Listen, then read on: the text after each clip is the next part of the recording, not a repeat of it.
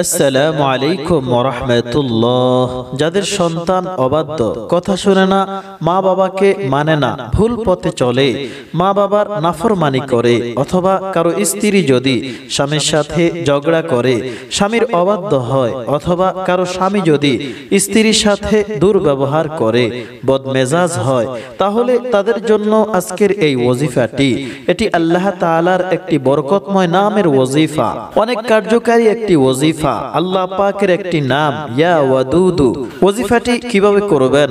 সর্বপ্রথম আপনার সামনে কোনো মিষ্টি জাতীয় খাবার রাখুন, অতঃপর 11 বার দুরূদ শরীফ পড়ুন, অতঃপর 1000 বার ইয়া ওয়াদুদু ইয়া ওয়াদুদু এভাবে আল্লাহর এই নামটি পড়ুন।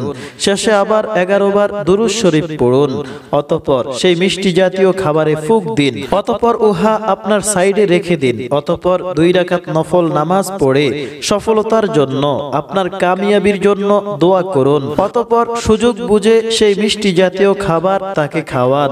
ইনশাআল্লাহ খুব দ্রুত আপনার উদ্দেশ্য হাসিল হয়ে যাবে, সন্তান আনুগত্যশীল হবে, নেককার হবে, এবং স্ত্রী আপনার আনুগত্যশীল হবে, স্বামী দুর্ব্যবহার থেকে ফিরে আসবে।